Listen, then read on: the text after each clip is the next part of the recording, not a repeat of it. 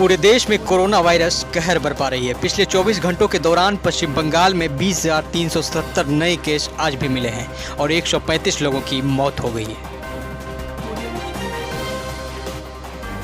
पश्चिम बंगाल में एक और कोरोना संक्रमण लगातार बढ़ रहा है तो दूसरी ओर कोरोना वैक्सीन नहीं मिलने के कारण लोग परेशान हो रहे हैं। ज़्यादातर प्राइवेट अस्पतालों में कोरोना वैक्सीन देना बंद कर दिया गया है।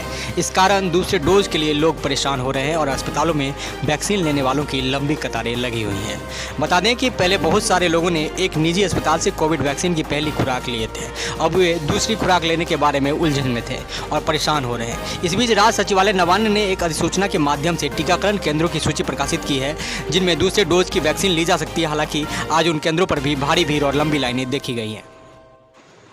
तो वही देश में कोरोना महामारी के बढ़ते प्रकोप के बीच पीएम नरेंद्र मोदी ने 20 मई को विभिन्न विभागों के सचिवों, जिलों के डीएम और जिला अधिकारियों के साथ वर्चुअल माध्यम से बैठक करने की ठानी है। पीएम नरेंद्र मोदी के आह्वान पर बंगाल की सीएम ममता बनर्जी ने नाराजगी जताई है और इसे संघीय ढांचा का उल्लंघन करार दिया है। सूत्रों के अनुसार पीएम नरेंद्र मोदी 20 मई को सुबह प्रधानमंत्री नरेंद्र मोदी सभी जिला मजिस्ट्रेट, जिला अधिकारियों और सभी राज्यों के सचिवों के साथ वीडियो कॉन्फ्रेंसिंग पर 11 बजे बैठक बुलाए हैं। इसे लेकर ममता बनर्जी नाराज हैं। हालांकि अभी यह स्पष्ट नहीं है कि राज्य सरकार के अधिकारी बैठक में शामिल होंगे या नहीं। पीएम नरेंद्र मोदी महाराष्ट्र, पश्चिम बंगाल, केरल, हरियाणा, छत्तीसगढ़, उत्तर प्रदेश, राजस्थान, ओडिशा, झारखंड, पुडुचेरी के राज्य और जिला अधिकारियों के साथ वीडियो कॉन्फ्रेंसिंग के माध्यम से बैठक करेंगे। पीएम नरेंद्र मोदी बंगाल के उत्तर 24 परगना, कोलकाता, पश्चिम बर्धमान, नदिया, हावड़ा, पूर्व मेदिनीपुर, दक्षिण 24 परगना और हुगली जिले के अधिकारियों के साथ बैठक करेंगे। टीएमसी के वरिष्ठ एमपी सौगत राय ने इस पर टिप्पणी करते हुए कहा कि यदि पीएम नरेंद्र मोदी को बात करनी है तो वह राज्य की सीएम ममता बनर्जी से बात करें। ममता बनर्जी को राज्य के अधिकारियों से बात करने के लिए कहे, लेकिन प्रजातांत्रिक तरीके से निर्वाचित सरकार की अवहेलना करते हुए राज्य के डीएम और अन्य अधिकारियों से बात करना पूरी तरह से संघीय ढांचे का उल्लंघन है। उन्होंने कहा कि पीएम मोदी कुछ दिन पहले तक बंगाल में बड़ी बड़ी रैलियां कर रहे थे। उस समय उन्हें कोरोना की चिंता नहीं थी, लेकिन अब उन्हें चिंता हुई है तो वह संविधान का उल्लंघन कर रहे हैं। बैठक में राज्य सरकार के अधिकारी हिस्सा लेंगे या नहीं, इस संबंध में सीएम फैसला लेंगी। तो पश्चिम बंगाल की सीएम ममता बनर्जी ने पीएम नरेंद्र मोदी को पत्र लिखकर कोरोना महामारी के मध्य देशों से वैक्सीन आयात करने का अनुरोध किया है ताकि देश में वैक्सीन की कमी को पूरा किया जा सके और देश के सभी लोगों को त्वरित गति से वैक्सीन दी जा सके। बता दें कि सीएम का पदभार ग्रहण करने के बाद से ही ममता बनर्जी लगातार पीएम को पत्र लिख रही हैं। इसके पहले पश्चिम बंगाल के लिए मेडिकल ऑक्सीजन आपूर्ति बढ़ाने की भी मांग की गई थी।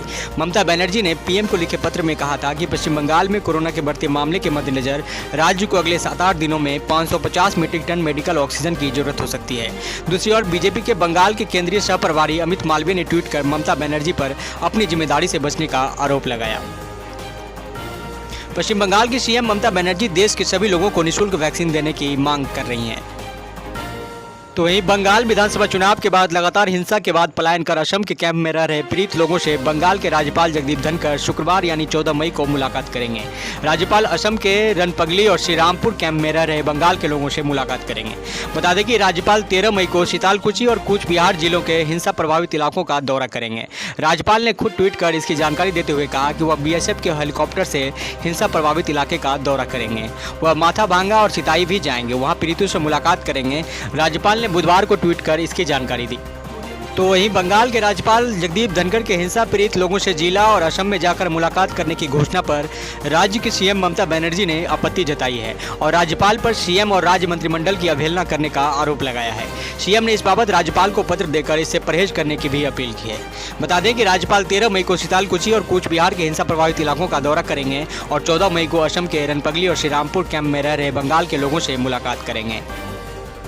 राज्यपाल को लिखे पत्र में सीएम ममता बनर्जी ने कहा कि राज्यपाल के सचिव जिलों का दौरा राज्य सरकार के आदेश के बाद निश्चित करते हैं। राज्यपाल का दौरा जिला और राज्य सरकार के अधिकारियों के परामर्श से अंतिम रूप दिया जाता है। ममता बनर्जी ने कहा कि उन्हें सोशल मीडिया से जानकारी मिली है कि वह 13 मई को जिलों का दौरा कर रहे हैं और यह लंबी परंपरा का उल्लंघन है। वह आशा करती हैं कि राज्यपाल लंबे समय से चले आ रहे प्रोटोकॉल का पालन करेंगे। वहीं पश्चिम बंगाल में चुनाव के बाद हो रही हिंसा को लेकर केंद्र सरकार से सुरक्षा देने की गुजारिश की गई है। योग क्षेमा नाम के एक सामाजिक संगठन ने बुधवार को राज्यपाल जगदीप धनखड़ से मिलकर ज्ञापन सौंपा, जिसमें पश्चिम बंगाल में चुनाव बाद भड़की हिंसा को लेकर चिंता जाहिर की गई है। इसमें 125 लोगों के नाम हैं। देश में कोरोना वायरस का कहर बरपा हुआ है। राज्यों की ओर से लगातार वैक्सीनेशन तेज करने की मांग की जा रही है। इस बीच केंद्रीय स्वास्थ्य मंत्री डॉक्टर हर्षवर्धन ने 8 राज्यों के साथ बैठक की है।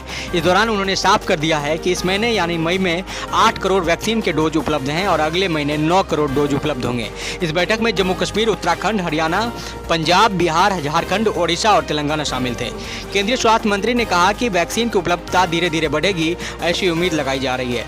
सबसे पहले जिनको दूसरी डोज मिलनी है उसे वैक्सीन मिले ताकि उनका वैक्सीनेशन अधूरा नहीं रह जाए।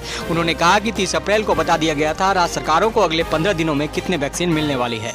इसी तरह 14 मई को आपको बता देंगे कि अगले 15 दिनों में कितनी और कब वैक्सीन मिलेगी।